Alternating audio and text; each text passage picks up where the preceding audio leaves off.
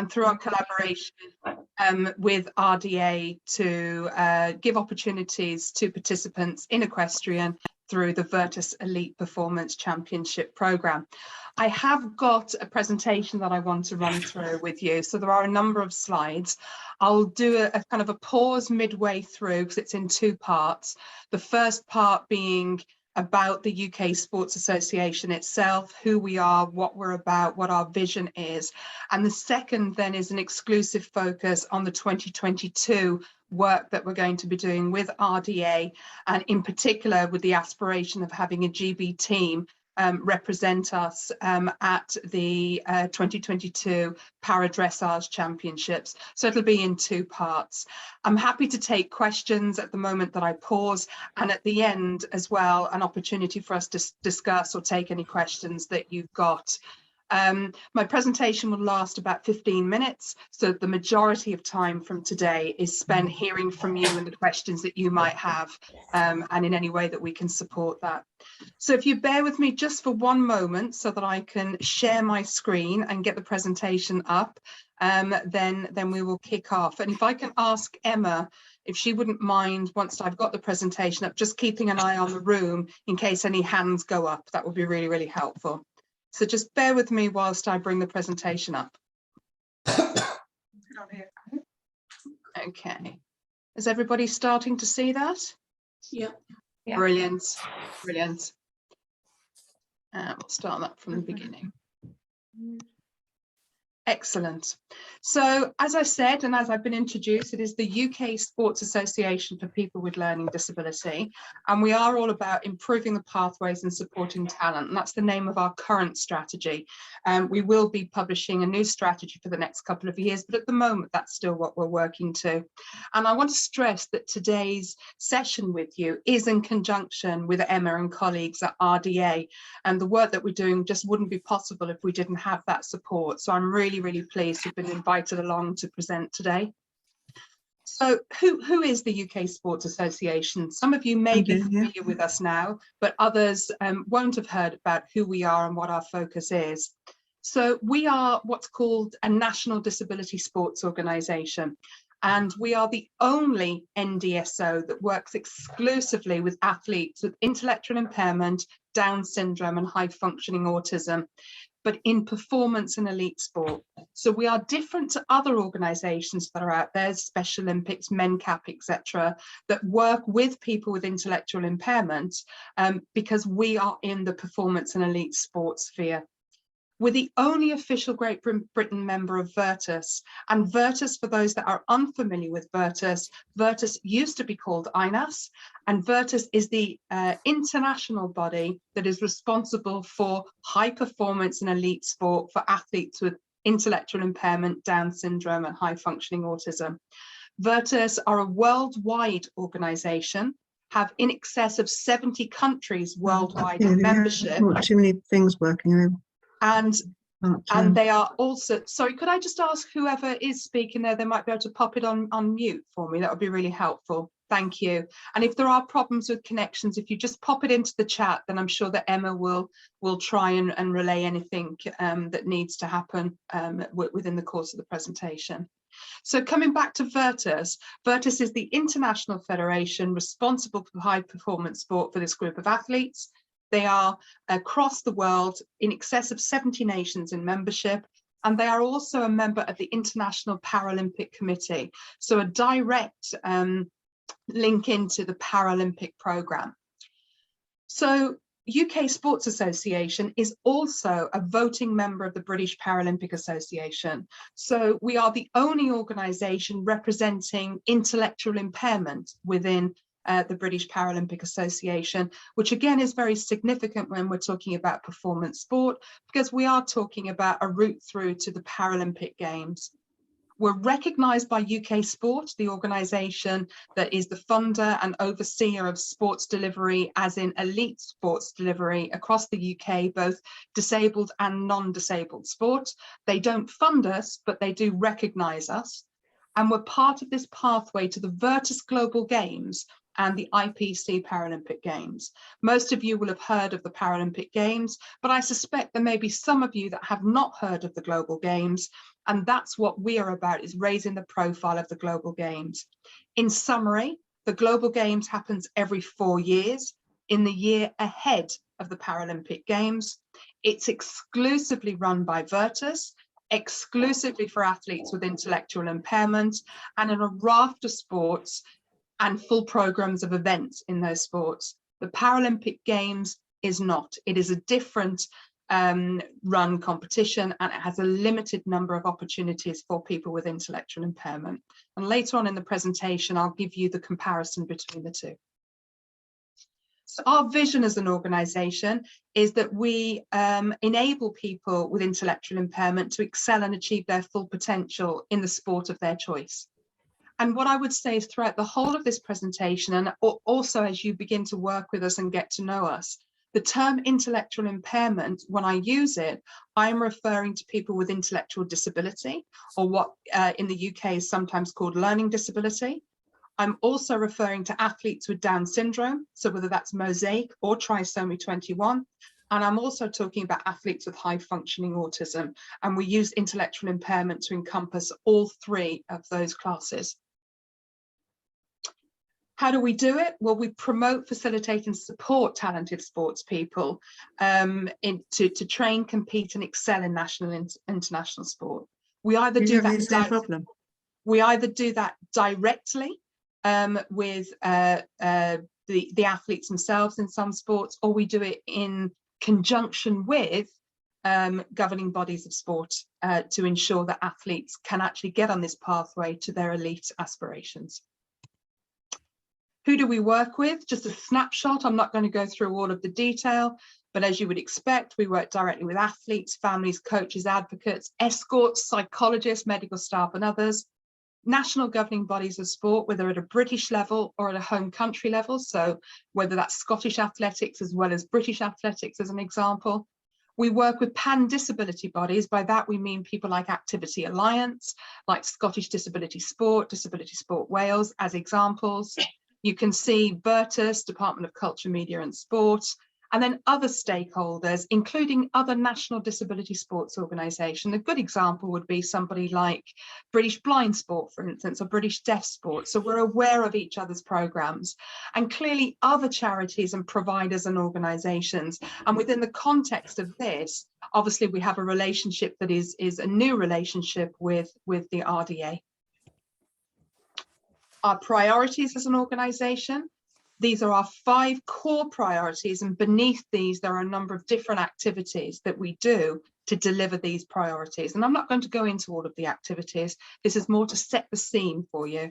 So we're all about the athlete, supporting the athlete talent and performance. And if I translate that into reality, one of the ways that we deliver this priority is by looking at the Great Britain teams going to international competition. We are multi-sport, and I'll come on to those list of sports that we operate in. So this is a really, really important part of it. But we've also in the past run programs called My Sport, My Voice, where we put the athlete at the very heart and center of a program, where we work with them, we develop skills, we give them a platform to talk about their perspective, their views of sport, their views of sports performance, their experiences, because we want to showcase the athlete. And there are a whole other number of things that are built into that program. We clearly have eligibility and classification at the heart and one of our main offers. And the important thing with this is that eligibility and classification is a mandate from Virtus for each of its members to deliver in their respective country. So we're the custodian of that. We interpret the international rules and we deliver those international rules here at home. Sorry, could I ask everybody to go on mute, please? Thank you. The important thing is that we are custodians, although there will be a number of organisations that are part of the system. So, for example, British Athletics or British Swimming, Clearly, we're talking to Mute. RDA about their role within the system, but the ultimate responsibility to ensure that every sport and every athlete from all four corners of the UK fall into the eligibility and classification system is that of the UK Sports Association. So we also want to lead by example. We want people to see people with intellectual impairment for the athletes and the individuals that they are. We try to lead by example with that, and our communication is all around dispelling myths and also showcasing athletes and being the really advocate for change, not just in sport, but across British culture as a whole. And clearly with our international role, we bring our British values to that international scene as well. We want to change the culture, which, as I'm sure many of you who have been involved with sport for people with intellectual impairment for many years, whether as an advocate, whether as a coach, whether as a parent, know that changing the approach to people with intellectual impairment is as important as having the very basic opportunities in sport. So we use sport as that catalyst to demonstrate the change we want to see. And then we want to be a well-run organisation. We want to see sport with a strong structure in whatever sport that might be. We can't do it all, so we very much want to work in partnership with other organisations and individuals that can help us bring this big jigsaw together. Bit of a snapshot of what we look like as an organisation. We have our board of trustees who are made up of those middle red boxes. You can see Scottish Disability Sport, Welsh Sports Association, Disability Sport Wales. We've got a number of independent directors as well that are part of our board, some of which have an England hat on and that they have a lot of experience in England as a country in delivering sport. We have a number of different skills around the table, as you would expect. And we're also looking at where there are gaps, that we look at an alliance approach. So again, bringing together lots of organisations that can represent a particular area or a particular topic that we can try and build into our programmes. Importantly, over there on the left-hand side, you'll see sports committees and the National Eligibility Committee. We do establish a sports committee for each of the sports where we are looking to bring a GB team to an international competition. And that sports committee sets selection standards, sets the selection policy, issues that policy and guides the UK Sports Association and me in how we look to deliver that particular piece of work.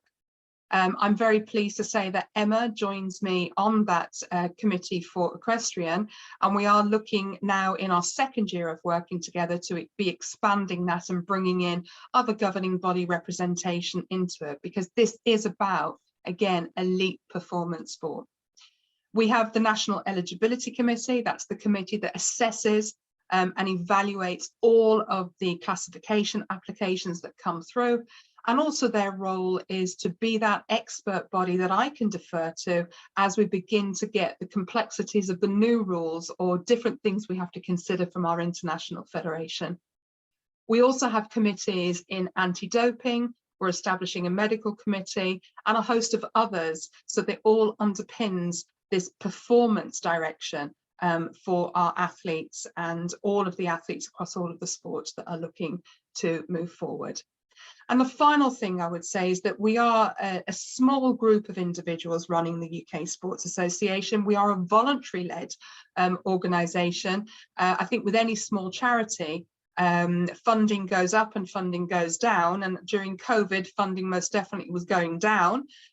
So we have to be nimble in how we can respond to that. So we do always rely on a dedicated group of volunteers to support our national office work. National remote office, I should say, because we don't have a dedicated office space. We are all remote officers that work within the organisation. Okay, I'm coming up to a pause moment, but we've got a couple more slides before I reach that. So one of the questions I am asked regularly is the UK Sports Association the same as Special Olympics? And in a word, the answer to that is no. We work in parallel to Special Olympics.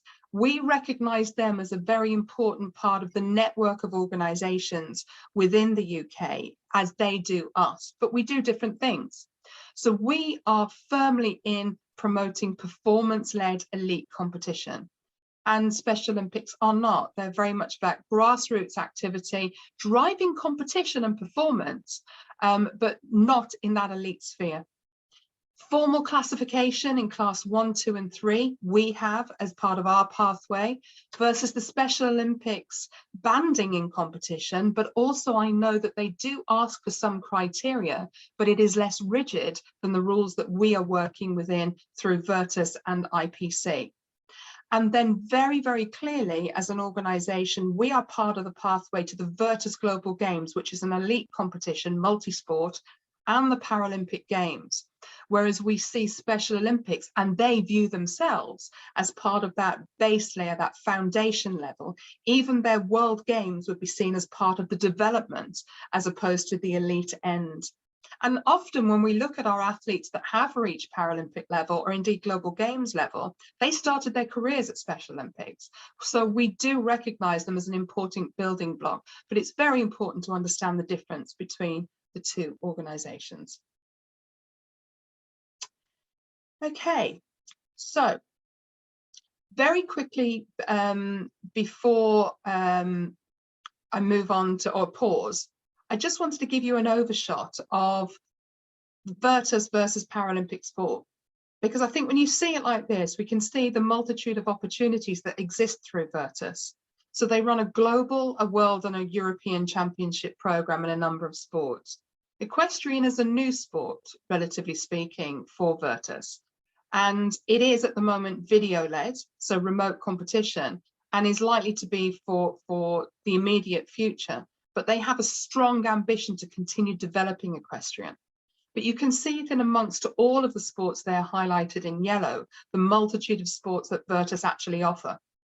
And not all of those are sports that the UK Sports Association focuses on, and I'll come on to that in a moment. But they are the opportunities that exist at an elite level through Virtus. And we either deliver sports directly or in collaboration with some of the NGBs. But for all of the sports, we are the conduit. So if basketball suddenly rocked up and said, we'd like to develop a program, then they need to work in conjunction with us, because the only route to Virtus competition is through the UK Sports Association. And we're responsible for classification for all of those sports if they come onto the program. If you look at the IPC on the other side, you can see very obviously there are just 3 sports that exist at Paralympic level for athletes with intellectual impairment. And not only that, but those 3 sports are only for class 1. So people with Down syndrome and athletes with high functioning autism do not have a class or an opportunity at the Paralympic Games. And there are no plans in the foreseeable future to change that. If we also think about Paralympic potential and new sports coming in, it's important to remember that the Paralympic cycle works probably 4 to 8 years in advance. So the next competition, the next Paralympic Games, the program is already set. The games after that, there are already discussions, if not already decisions, about what sports will actually appear at the Games. And so to bring new sports into the Paralympics, there is a very long process that needs to happen, both in terms of developing the strength of the sport across the world, but also an eligibility and classification system to underpin that before they can be considered for the Paralympic Games. So for the purposes of equestrian, the great opportunity that exists is through Virtus at this point in time, which is why I'm so excited about working with the RDA and all of you about how do we strengthen that from a British perspective. And then what sports does the UK Sports Association focus on? Well, you can see the 3 lines of sports there at the bottom of the slide. So the first in red, all 3 of those, both at Paralympics and at Virtus level, athletic swimming and table tennis. The green line, which includes equestrian, they are all Virtus sports, and they are the ones that we focus on in terms of our day-to-day work. The white line at the bottom, which includes football, handball, hockey, etc., we keep one eye on them. So we're not dedicating lots and lots of time to them, but if those governing bodies approached us, then we would certainly look at how we elevated them to the second line to work with them. And we work with each of those sports in different ways. But I think it gives a sense of the direction of travel. Okay. Performance pathway and stakeholders. I thought it would be useful just to look at this pyramid, which is often a pyramid or something similar to this you'll see in performance sport. But what this one is illustrating is the various organizations and competitions that are involved in whatever sport it might be to reach the block at the top, number one, the Paralympics or the Global Games. So we've got the grassroots provision, which will come from home countries, some governing bodies. We know that the RDA has, programs of activity there as well. MenCap Sports, Special Olympics, and these are local, regional, and national games that exist that are in that grassroots element. And then we come up to block number 2, which is about performance and elite. And the GB team that we sent to the video competition in 2021 is in that block 2, performance and elite, working with those riders that came forward, the performances they put in, and pitting them against the world's best at Virtus. And Virtus, you can see, fits firmly in there with their European and World Championships, as does the International Paralympic Committee and some international federations who have embraced athletes with intellectual impairment in their pathway. So they all fit in there. And with the ultimate goal, moving from 3 through 2 up to the ultimate accolades of the Paralympic Games and the Global Games. There are plans afoot for Virtus to review their Global Games programme of events. At the moment, equestrian does not appear in that for the reasons that it is a video competition, but the reason they are strengthening the pathway and strengthening the competition programme in equestrian is in anticipation of what else can be offered. How do they elevate that to the next stage? Okay. And then finally, and I'm going to pause after this for a moment to see, are there any particular questions before we come on to the very last part. I thought it was very worthwhile us looking at who those athletes were that made the Great Britain team in 2021. And I am thrilled that we had all 7 of these riders compete and represent Great Britain really well in the 2021 championships. That was the 5th year of the competition, the first year that we've had more than one competitor. So a huge step forward. And I think, I wouldn't be doing my job if I didn't give a nod to Oliver Peace, who was actually our first champion in year 1. And under the good auspices of Steve, who is on the call today, approaching UKSA and saying, we've seen this opportunity. My son is a talented rider. Will you talk to me and will you work with me? And doing that, we've been able to develop that over the years to the point where we are now and looking at strengthening it going forward. But I think what's really important is that we can collectively congratulate Jonathan, Mia, Kate, Jodie, Jonathan Adlam, Oliver Peace and Chris Bradley on their successes in 2021 and how they represented Great Britain. We were certainly very proud to have them as part of the team, and we're looking forward to what 2022 might bring our way and their way as well. So I'm going to, I think that's where I'd like to just pause for a moment and see whether there are any immediate questions or thoughts before I move on to the focus on the 2022 competition. Do we have any questions from anybody? Yes, please. I don't know how this works. If you just say your name, that would be really helpful, and what your role is, whether you're a parent, coach, advocate, regional organizer, that'd be really helpful. Okay, my name's Jill Edwards. I'm based at the Avon Centre in Bristol, and Jonathan Kemp, in fact, rides under our banner in RDA. Excellent.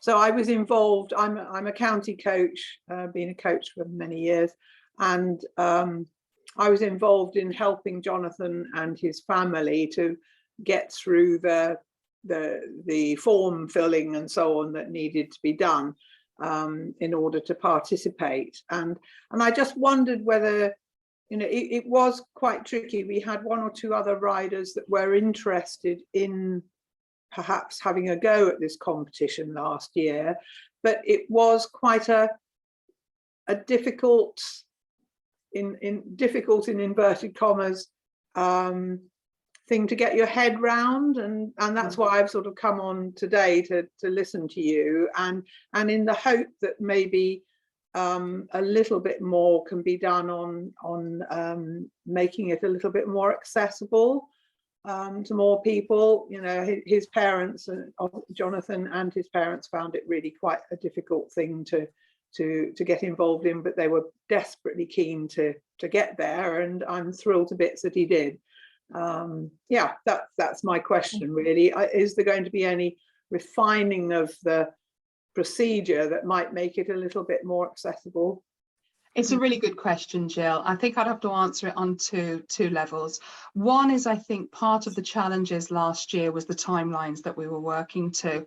I think had there been more lead-in time to the opportunity, then I think it probably wouldn't have felt as an arduous task to actually get involved in it, because one of the main evidential criteria in the system is having the reports of an educational clinical psychologist.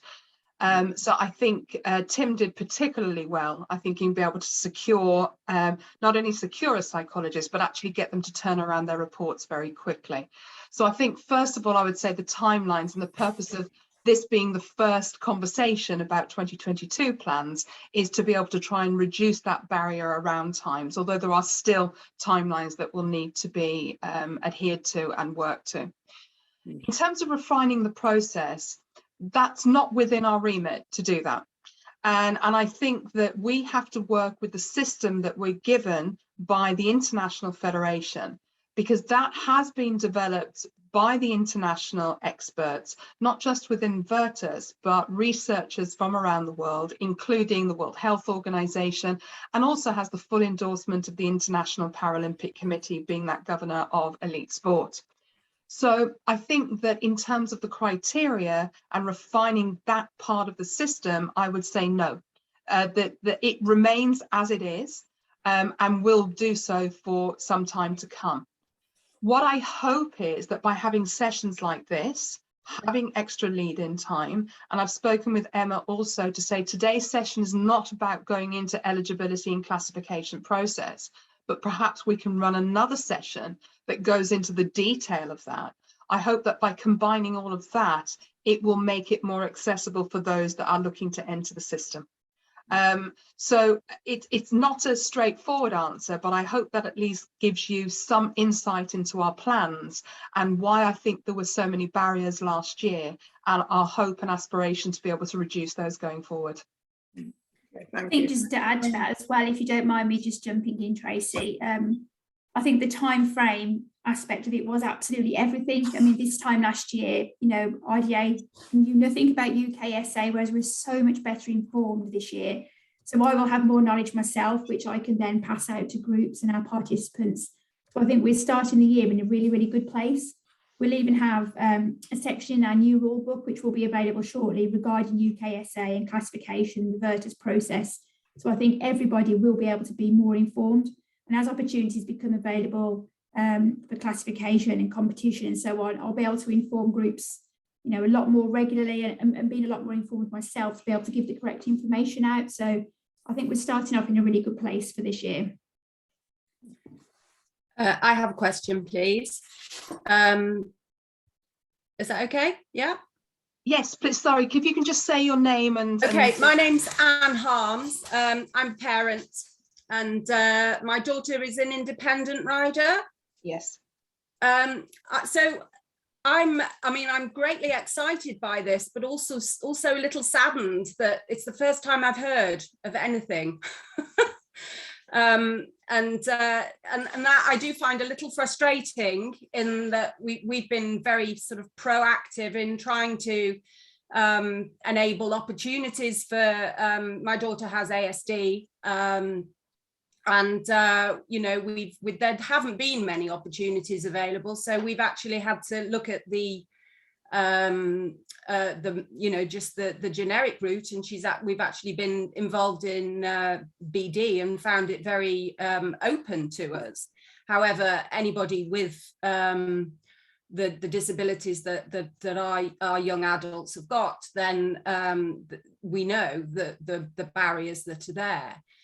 So I guess my question is that in terms of communication, it's really important. There are some, I'm sure, lots of riders, the same as my daughter. I know of several in this area who would be jumping up and down for these opportunities. So we really do need good routes of communication to everyone, not just, you know, through to those riders that ride locally. I would say for that, just keep your eye on the dressage section of our My IDA website. I've also been putting posts about this on the IDA National Championships and Competitions page on Facebook, and also on our IDA newsletter, which goes out every week. Any new developments regarding this competition. Where does your newsletter go to? Where it goes to all groups, and it goes to their primary contacts there. Okay, maybe that's my issue then. Yeah, absolutely. Because the information is not disseminated, unfortunately. Yeah. So Anne, can I suggest also, now that you are aware, I would suggest also following the UK Sports Association social media as well. We also have a newsletter which does come out quarterly as opposed to monthly, but the selection policy for this event will be going on our website, and we will then publish that through our social media, and we will also be working with the RDA on how they distribute it. So I think that So I think there's going to be a lot of new channels, right. And I think also let's recognise that it's a period of months as opposed to years that UKSA and RDA have been working together. So I think you're absolutely right. The communication of this event and the opportunity is absolutely paramount in raising the awareness and the aspirations of young riders or new riders coming in. And that's something that we will be working together on over the next 12 months to enhance and make more robust, but also add to what's already been happening. Thank you. Thank you. I saw Angela Roberts' hand up as well. So Angela, do you want to come in? No, I just want to say I'm Jodie's mum, and it was very stressful getting her ready for it, because I think literally we had it felt more like weeks rather than months. By the time we got the statement, I think we had something like 2 or 3 weeks in which to film her and get it all up. But thank you. I spoke to you loads trying to get everything sorted, because it was a bit of a nightmare for us. But Jodie's thoroughly enjoyed it, and she really wants to work hard for you guys. So we'd really appreciate the support on it all, if that's possible, please.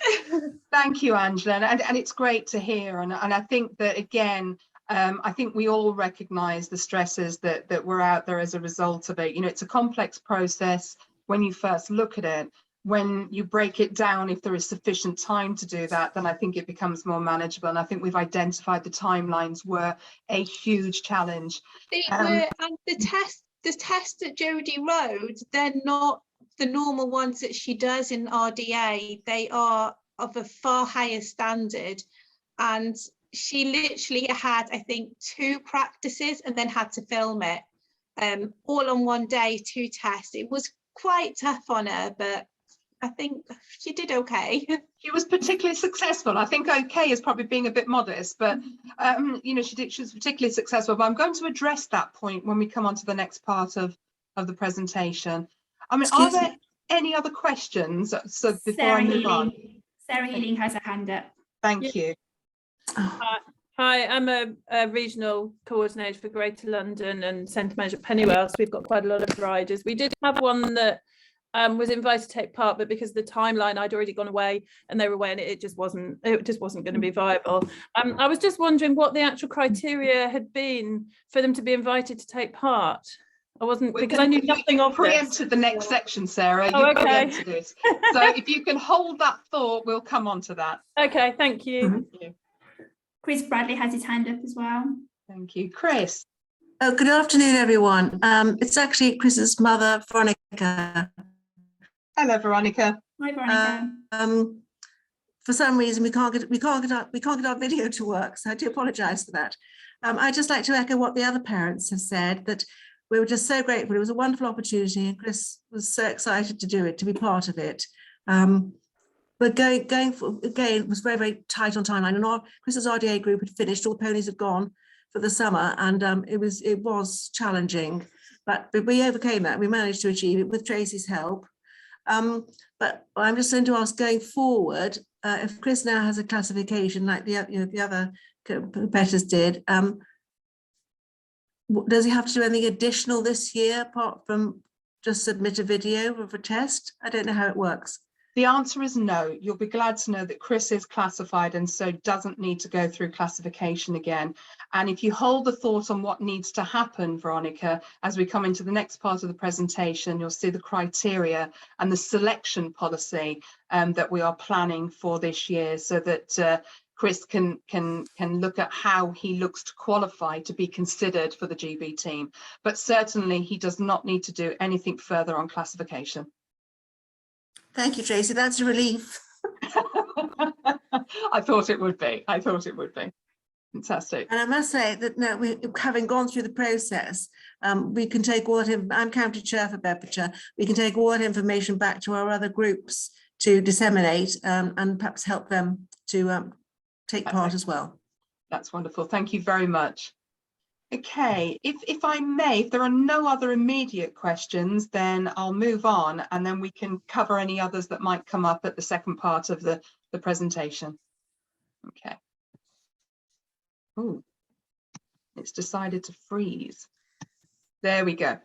So, as so many of you were preempting, what are the plans for UKSA and RDA for 2022? Well, it's raising the opportunities, raising the awareness of opportunities, which I think will certainly speak to some of the points that have just been raised in those questions and observations.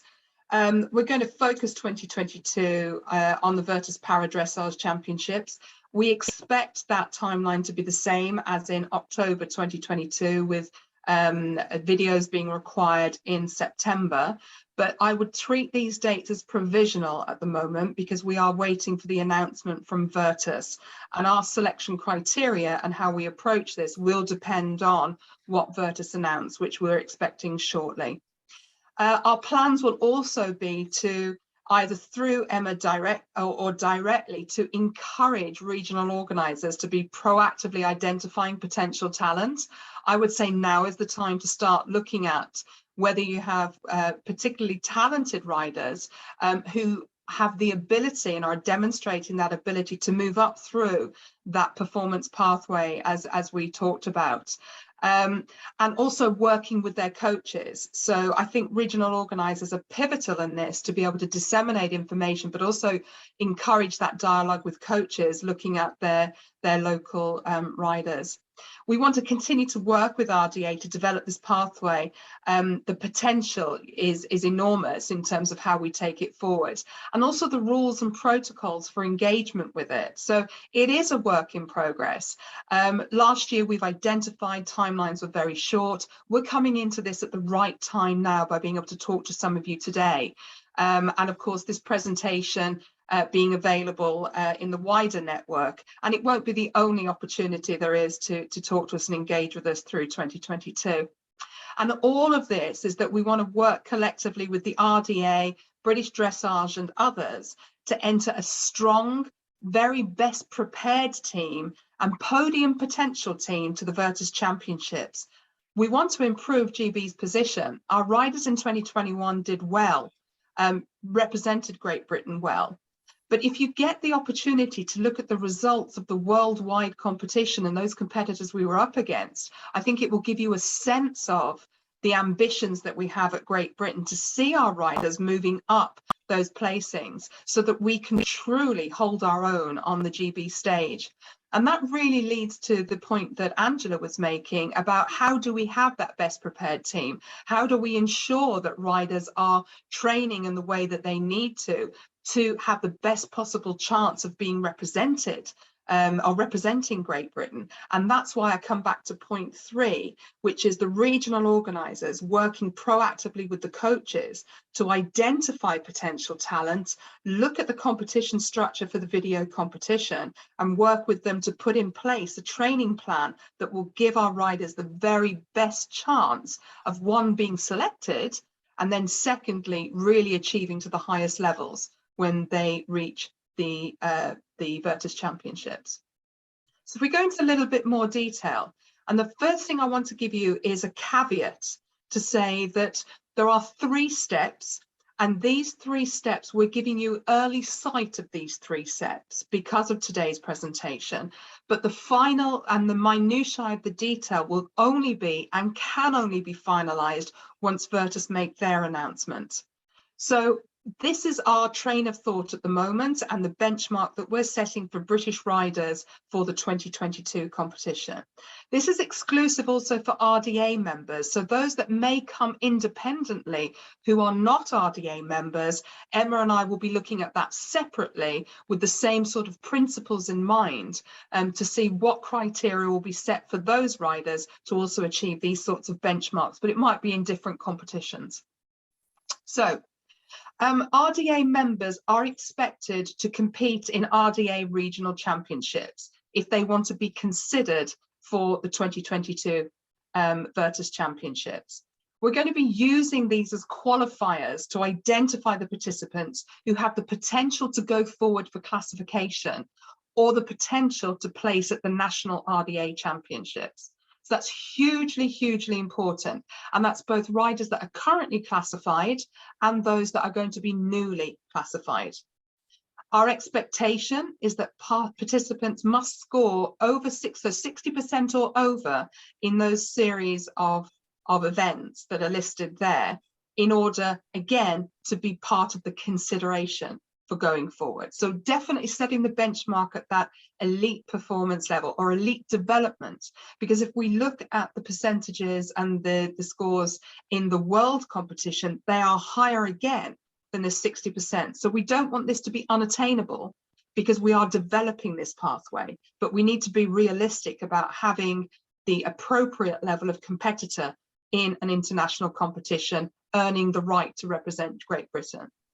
And also from those regional championships, the participants must be placed in the top 3 placings.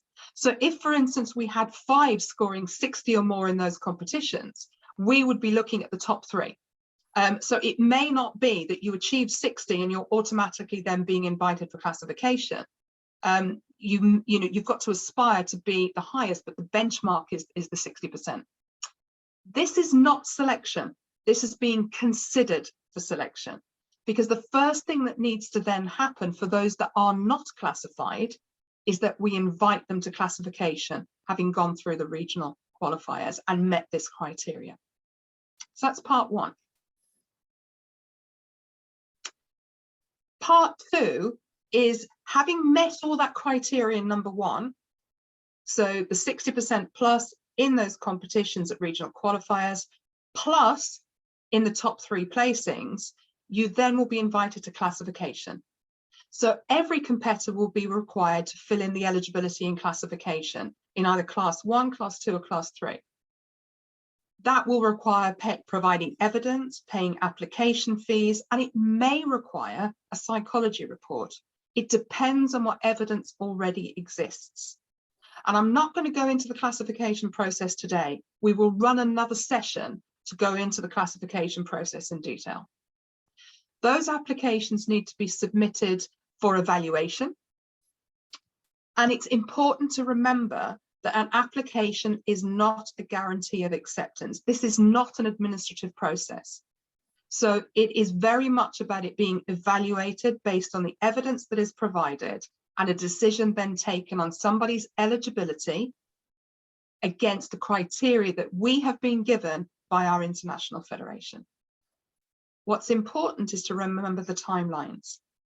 It can take, in normal times, 6 to 8 weeks for the UK Sports Association to do what we need to do with a single application. Virtus then require up to an additional 12 weeks to evaluate an application. So it's a 2-level stage.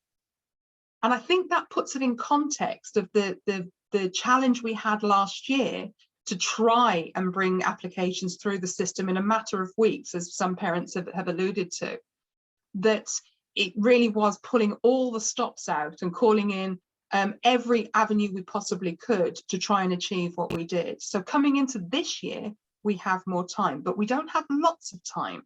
So even though the competition at the moment we expect is in October, we've actually got to work right the way back So the message is start early. The absolute latest time for somebody to have an approved status, so they've gone through the evidence, they've submitted the application, is the 14th of July. And there are no exceptions to that. 14th of July is the day before the RDA national competition. So both mine and Emma's advice to you all is, as regional coordinators or contacts within the equestrian network, as coaches or those that may have contacts with other coaches, if you are aware of somebody that is likely to have the potential to progress in their competition to the standards that we're talking about over these period of months, then now is the time to start the eligibility process.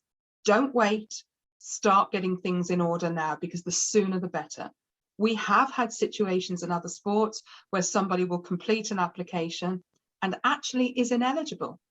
So it's about being able to manage those aspirations of an individual, and working with the group of athletes that we do. It's even more important that we don't raise really, really high expectations to then find that they are ineligible for this particular line of competition.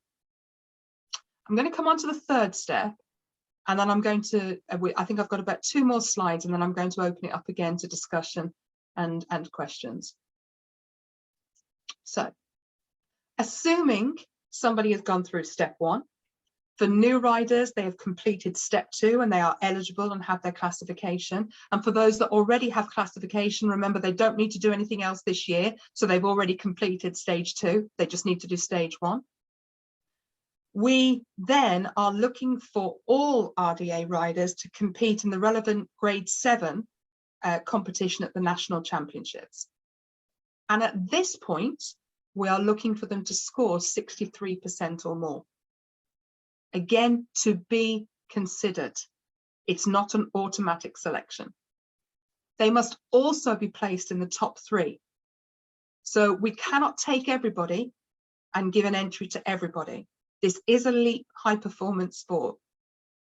And the second part of that is that even if somebody places in the top 3 and scores 63% or more, we are also going to be looking at other criteria. We're going to want to look at consistency. So what sort of performances have they been given over in the period leading up to the RDA Nationals? Probably we'll look back over a 12-month period, and we will take into account the COVID pandemic and all the issues around that. But we've got a good number of months this year that we hope things are going to continue to be opening up, where we would expect people to be riding and building performances. We're going to be looking at the training. We're going to want to know about what training they're putting in. How focused are they? You know, are they continuing to progress and perform in training? And when I say overall ranking, we're going to be looking at them in comparison with other riders that are coming to our attention who have met all of those criteria, whether directly through the RDA or those that may not be RDA members, which I've said Emma and I will be looking at as well. So we're going to look at the entire number of riders that come through meeting this criteria to determine who will be invited to represent Great Britain. Assuming a rider is invited, they'll be required to submit their video entry to UKSA. That will be judged by an international panel, and the exact competition dates are to be announced. So normally, certainly up to this year, for the October competition, we have been required to have video entries in by September, sort of mid to late September. And again, we can't determine those dates yet. That then goes to the judging panel and they deliver their decision during October. There are also entry fees attached to that competition, entry fee as well. And I think what's really important, I think you've probably all gathered by now, that we have to reserve the right to alter the specifics of these rules and criteria if required, dependent on the Virtus announcement that we receive. So as I said, we're giving you early sight of this right now. So summary, and then I'm going to open it to questions. For 2022, it's completing the 3 steps. For those that are already classified, they've got 2 steps to complete. Classification status at the absolute latest must be an approved classification by the 14th of July. So the message is start early. The competitions for RDA members we're looking at are the regionals as qualifiers, and then the RDA Nationals as our selection event.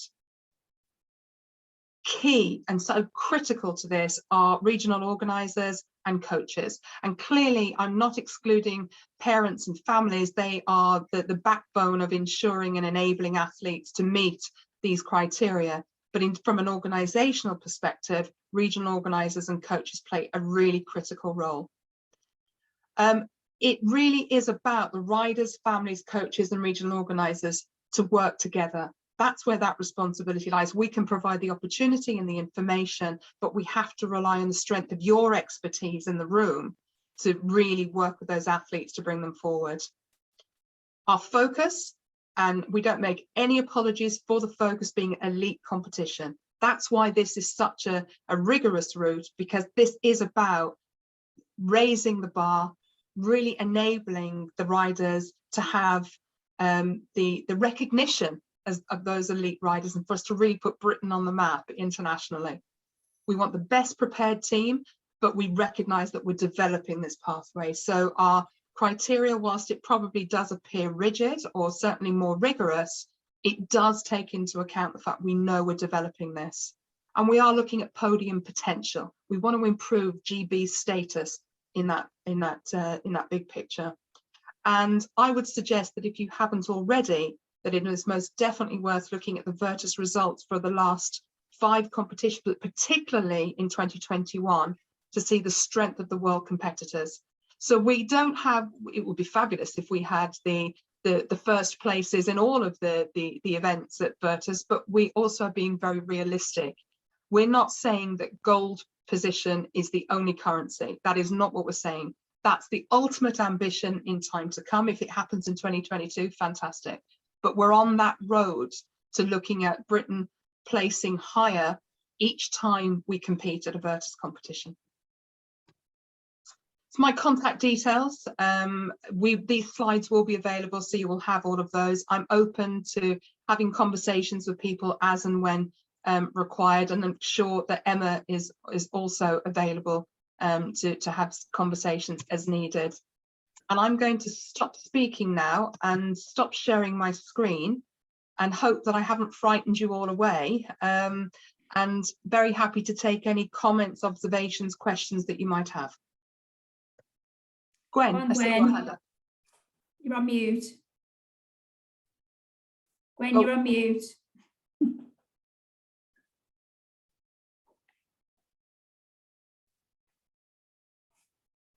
Bottom left-hand corner, you'll see a little microphone. Click on that one. Luckily, I've got Annie here. Yeah, you're all right, love, thanks. Right, I'm Gwen Wordley. I'm part of the Northwest RDA region.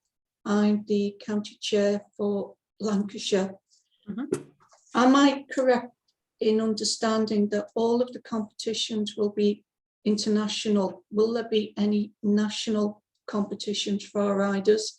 And if so, how often could our riders expect the chance to take part in competitions? Okay. Can I take, Emma, the question on the international, and I'll leave the national question for you, Emma, to answer. From a Virtus perspective and a UK Sports Association perspective, Gwen, it is international competition that we're looking at. So we work only in that environment. We don't provide national competitions. We look to governing bodies or organisations in the sphere like the RDA to look at a national programme. We very much then look at those that are reaching those national programmes to look at the potential for the international. So from a UK Sports Association's perspective, at the moment, it is 1 international competition per year, which is the World Para-dressage Championships, which currently is listed for October 2022. Virtus may, as we move forward, look to develop other international opportunities, but until we hear any announcements for 2022, we have to work on the basis that it is 1 international competition as a world championship level. Thank you. When for national, that falls back to us with our RDA regional qualifiers and then our national championships. Right. Okay, thank you.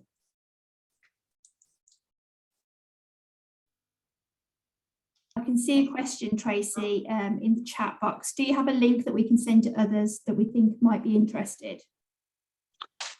I don't think we have a specific link. I think once this particular video goes up on the RDA website, I'd suggest sending them that. I would also suggest giving them the UK Sports Association website details. And I think also it's probably, and Emma, forgive me or tell me if I'm completely on the wrong track, but it may well be they need to make themselves known to you so that you are aware of interest that comes through as well. I think those are probably the 3 levels I would say. If somebody is interested in looking at eligibility and classification, then I think they should be getting in contact with their coach and the regional organizer, because some of the questions I will be asking of an individual that rings is at what level are they? Is there a realistic potential and based on what? Because we don't want to put people through the eligibility process if they're not yet ready or have a realistic potential of progressing through this pathway. Once this meeting is finished, the recording will go up on our My IDA YouTube channel, and I will put links to that on our competitions Facebook page and on our My IDA website as well. So if you've got anybody who's interested, obviously point them in the direction of that link.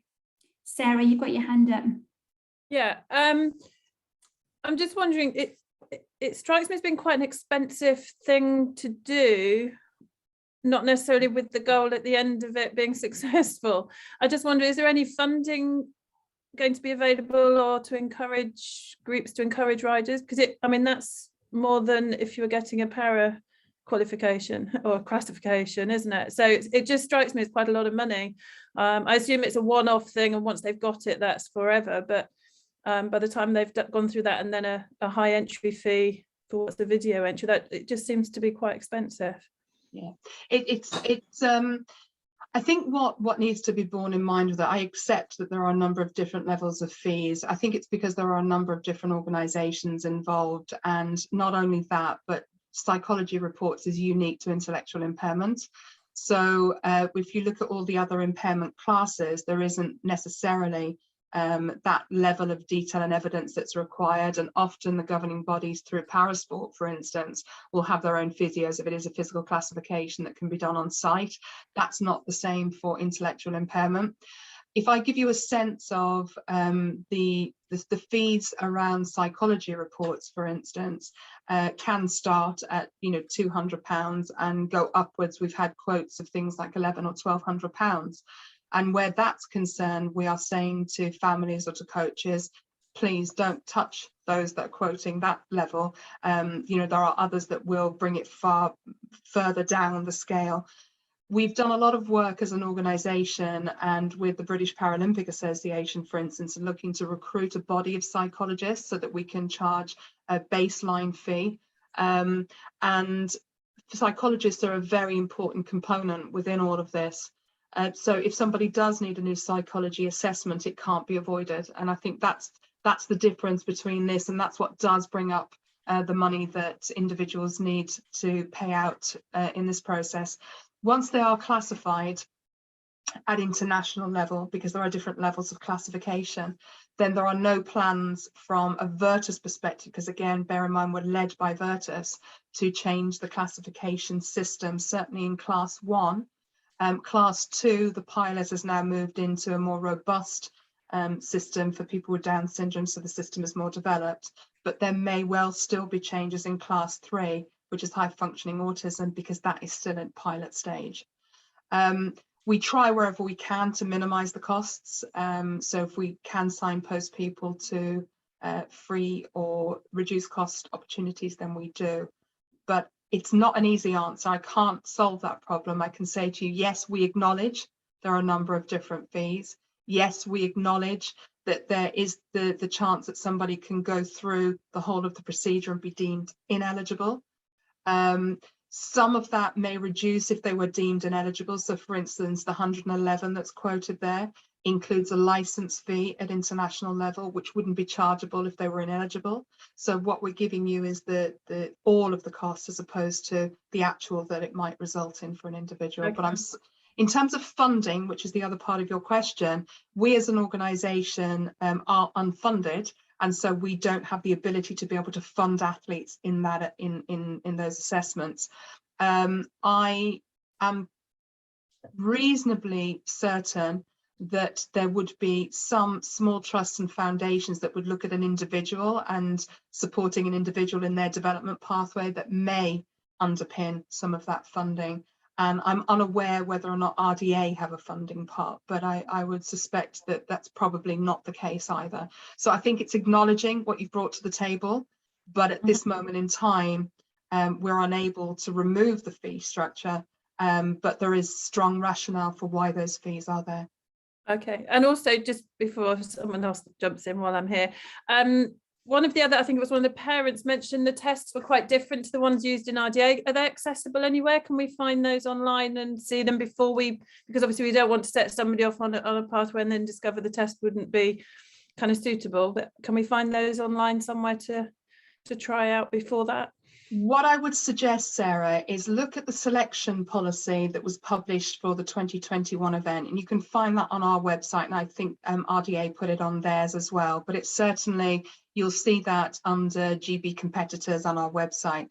That will give you an indication of the rules that were set out for this event by Virtus for 2021. Until we receive the announcement from Virtus for 2022, we can't tell you exactly what the tests will be. But as soon as they do that, we will make it known to all of you through the RDA, through our various social media, so that you will know from the outset what the expectation of the competition is, and then can work with riders accordingly. Sarah, Okay, just so to they let you change know, the tests all the time, do they? They change them for each different competition, do they? They sort of update them as they go, or? I think they've been evolving over a period of time. So we started with just one form of competition. They evolved into a youth competition. So I think, again, it's a cautious approach just to make sure that we give you all of the right information at the right time. So I think the best thing is to look at that 2021 policy. It gives you an indication. I know Emma wants to comment on it as well. And then as soon as we have the confirmation of the structure for 2022, then we will announce that as well. Okay, thank you. Sarah, there were FEI tests, just so you know, and then you can have a look in the UKSA selection policy and you can see which tests. There was a couple that you could choose from for each level, so have a look at those. Okay. Right. We've got lots of hands up. Yes, we've got lots of hands up.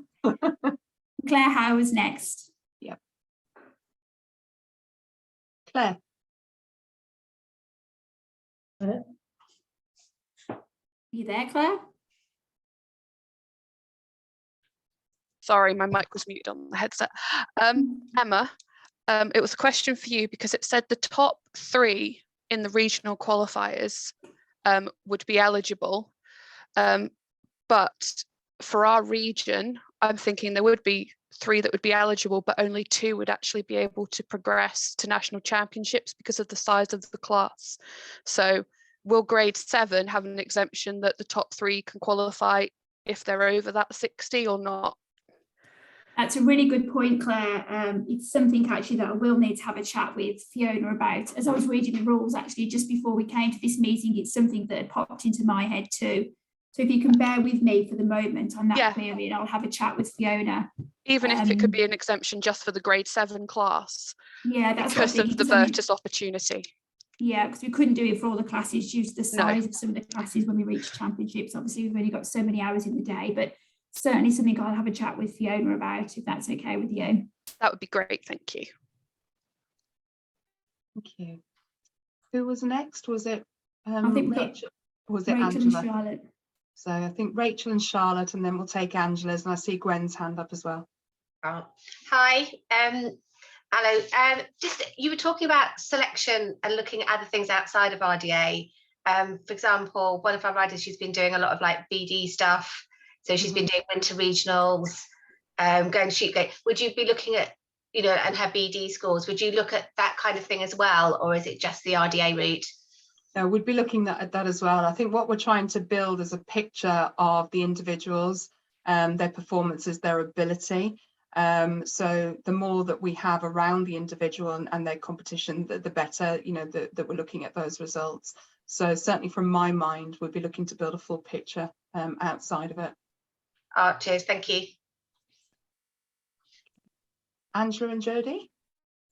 Hiya, I just wanted to double check. You said LL3, we might have to look at changing how they were classified.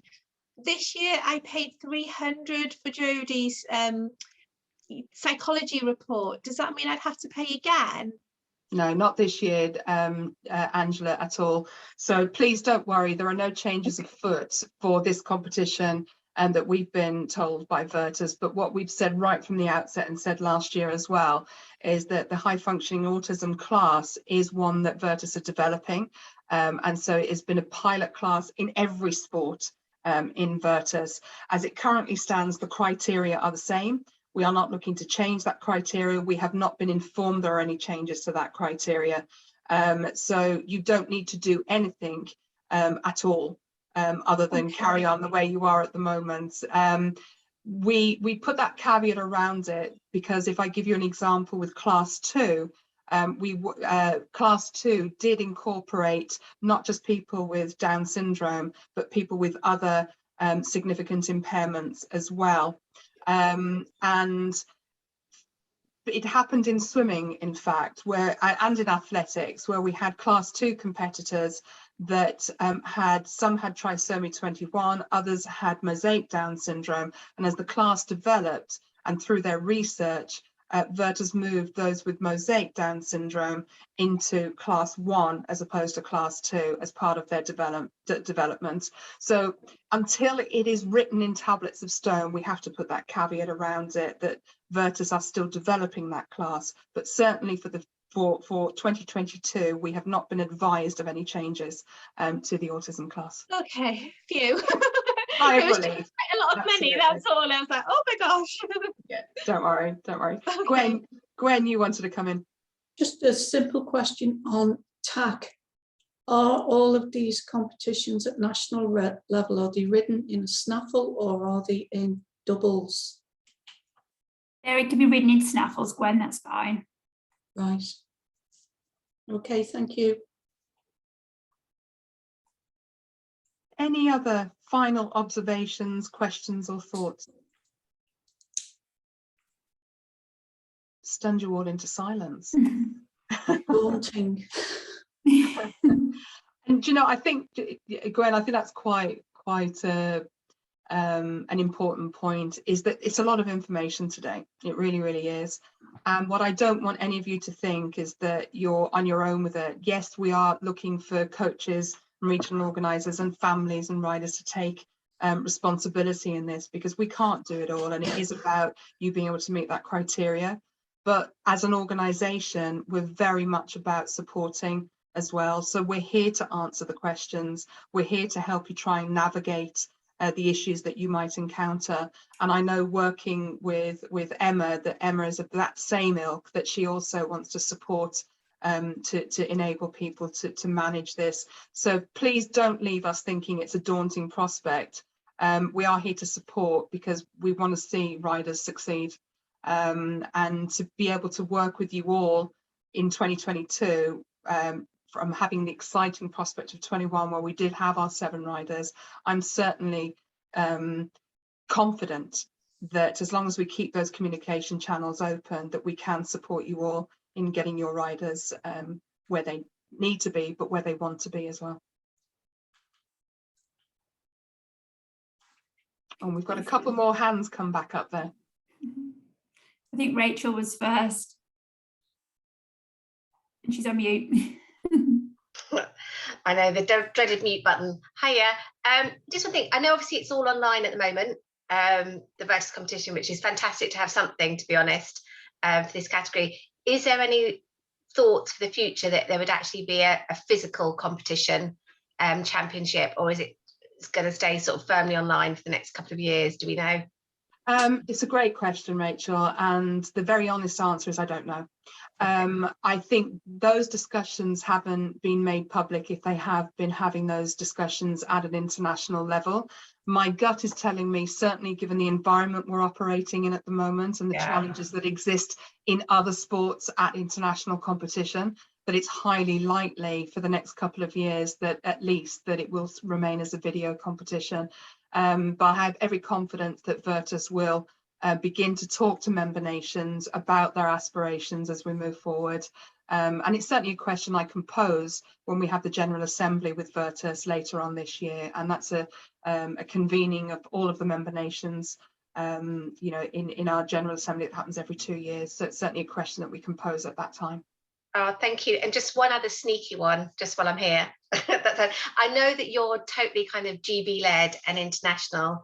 Is there, in your experience, because obviously we do stuff with the BD environment, and they have like the home internationals, or we have like Wales versus Scotland versus England versus things. Is there any organisation or anybody that would be kind of wanting to put those kind of things together? Because that would be a great pathway through to international, which is obviously what V does. So you come up through the kind of, you know, riding for Wales and other things. So is there any sort of pathways planned in that way in your experience that you know about? Again, another great question, Rachel. I would say that what you're talking about is the ideal scenario where we have a structured competition structure across the home countries that brings us to a national.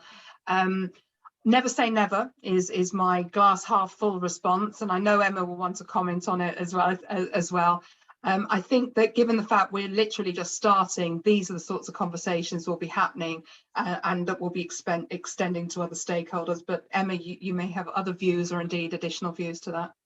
We actually did talk about an RDA home international type competition for our virtual championships during our dressage reps meeting. Sarah, you might remember that. I did float the idea with Fiona, who slightly kind of recoiled in horror at the thought of more competitions. Yeah. So not for 2022, but it's certainly something that I'm really going to look to push for 2023, because, you know, with the virtual competing as well, it's not, you know, quite as much work to have that. So yeah, watch this space in terms of something similar to a home international type competition.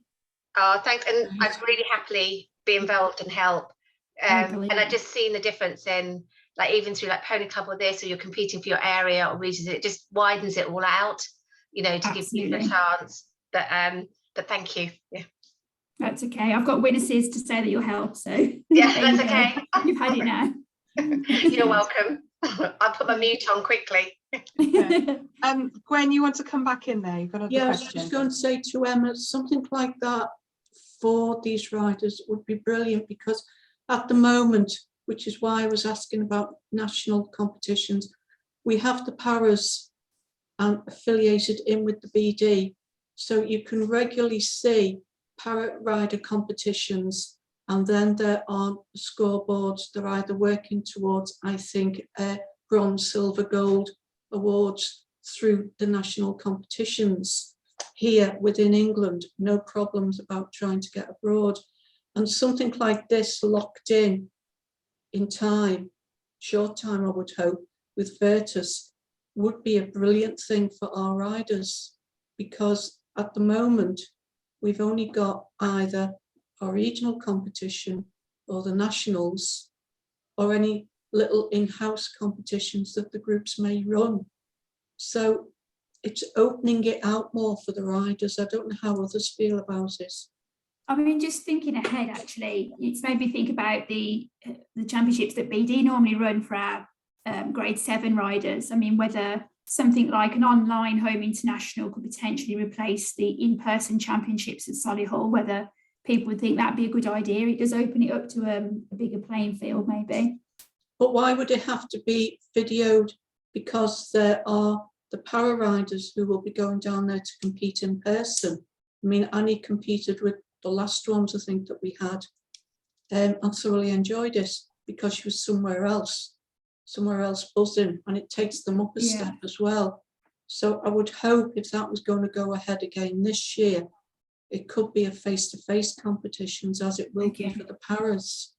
Yeah, I mean, BD are in the process of discussing that. Obviously, that's a different topic to this meeting, but yeah, we're picking it up with I BD think it links in. It links in with Virtus to what we're looking for our riders. Yeah, I mean, Emma, if I could just add to that, I think, Gwen, I hear what you're saying, and I know that Emma Emma's been my guru in kind of me stepping into history, and we've had lots of aspirational conversations about these sorts of things. From a UK Sports Association perspective, I'm really keen to engage in our conversations, BD, as well, just to explore what is possible and what's not, and then take the guidance from Emma and Fiona as well about what already exists and what may be able to be considered in the future. So I don't think we can probably, any of us, give definitive answers now, but bearing in mind, again, this is the start of the development of this route through to Virtus, and I think I hope that you've all taken from this that we're very much in step, the RDA and UKSA, in looking at the best way possible, in the right way possible, to be able to develop this pathway. So I think, as Emma said earlier, let's watch this space as it does evolve and develop, but we want to be able to do the first part of it well, and then engage other stakeholders that can enable what you're talking about as well. Thank you. And I think we've got Rachel again, and I'm just conscious of time, and I wonder whether this might be our very last question, Rachel. It is, and it's a really quick, and it's only one really sneaky one. Obviously, because you just mentioned British Dressage and you're talking to them, they do actually have a closed classification, which is where all the ID stuff sits. So in answer to Gwen's question, there's no reason why that classification can't sort of be opened, and these tests and everything that's being developed could just run alongside those competitions. If you do happen to be walking the corridors of the powers that be at BD, I'd be really grateful personally if you wouldn't mind mentioning that. So I'm on the BD. Sorry, I'm on closed classification. Yeah. Never heard of it. Never. I've never heard of it, and I'm on the BD. Grade 3s. They were all grade 3s at the time, which would now be your grade 4s because of the new system when they changed 1A to 1, 2, 3, 4, 5. But all the ID riders rode automatically under what was grade 3 at the time, which is now your grade 4s, and they were all just clumped in together. There's probably something, Emma, we can pick up and just explore a little bit more. And I see we're getting another comment from Veronica, which is, I agree with Gwen's point. Our riders have a learning disability and it disappeared. Our riders have a learning disability and there are no other competitions for them. So I think we're hearing loud and clear that that competition structure is one that you're asking to kind of look at. How does this develop to enable riders again through this Virtus pathway? Okay, right. If there are, Angela, you have your hand up. Right, this does have to be that's a really sneaky question you're getting in there, Angela. It's probably more for Emma. Really, I think my daughter is within the RDA. Couldn't have got anywhere without it, I have to admit, and my group has been fantastic. Met some fantastic people who are so supportive. I am a non-equestrian, so I absolutely rely on them for everything. Jode absolutely adores riding, would love to do lots more competitions. So I do think, if we could have some more competitions in that area, that would be brilliant. But please, can we have some help for the non-equestrian parents? Absolutely, I'll be trying my best for as many competitions as we can possibly cram into the year, although Fiona will definitely have a heart attack at that. But I mean, in terms of help for the non-equestrian parents, what sort of thing do you feel would help support you? I'm not really sure. Jodie has picked up on everything herself, but I do get absolutely mind blown by it. And if it wasn't for some brilliant friends and Claire and Alice, I think my head would just be blown away. It's just generally with the competitions, I try to get her to, well, she does practice, but I just don't understand half of what gets said. I just end up going, yeah, okay, just take her away now, just do whatever you need to do with her. But it just, makes you feel any better. I think a lot of equestrian people quite often feel the same. Okay, that's fine. It's not just me. That's brilliant. That's fine. Blow your mind. Like an easy to guide or something. Again, I mean, it's a question sometimes. Just to, again, Angela, it's sometimes a question that is highlighted in other sports to me as well. Is when it's a non-relative sport, you know, and they're supporting son or daughter into that environment. So I'm sure that between us, I'm sure we can put heads together and think that would be what might great. It's just available. around like training and some of the terminology. It just gets a little bit, you know. Certainly, if you need any help, just shout. And also you will have a dressage rep within your region as well, who I'm sure would always be willing to help. Do you know which region you're in with IDA? My group's Calon, so Okay. but to be fair, they are amazing. They are absolutely amazing. Angela, it's Sarah Jones Williams as our dressage rep. Real, thank you, although I'll probably still come to you, Claire. And any help you need, honestly, just shout. Please don't worry about that. Brilliant. Oh, brilliant. So Thank Linda you. Linda Webster will give you lots of help as well, and she's one of the Oh, she is good, isn't she? Yeah, she that's is fine. real. Yeah. Sorry, I put myself back on mute now. Rachel, you Angela, made me it will smile. come, because after 30 odd years, my husband now can put a head collar on the right way round, not upside down at the front. He can do it, so it will come. Oh, I Patience. doubt You're my saying- husband- you're saying my there's husband's hope, way too Gwen. scared. Oh, there's hope. There's hope. Excellent, excellent. Well, I just want to thank you all today for being so enthusiastic and engaging with the questions and observations, for sitting through my PowerPoint. And again, my thanks to Emma for inviting me along to speak. I'm sure it won't be the only time that you hear from me or see me, but I'm going to hand back to Emma just to wrap us up. But again, my thanks to you all, and I hope you found it helpful. Thank you very much. Thank you, Tracy. And as we mentioned earlier, the recording will be on my IDA YouTube channel, probably beginning of next week, because we do need our communications department to do that for me, because I actually haven't got a clue how to do it. But keep you on the website and the Facebook page and the newsletter as well. And that will keep you up to date with everything going on in the world of UKSA and dressage. Thanks everyone for coming, and thank you again, Tracy. You've been brilliant. You're very welcome. Thank you. Bye-bye. Take care, everybody. Bye. Bye-bye. Bye. Bye.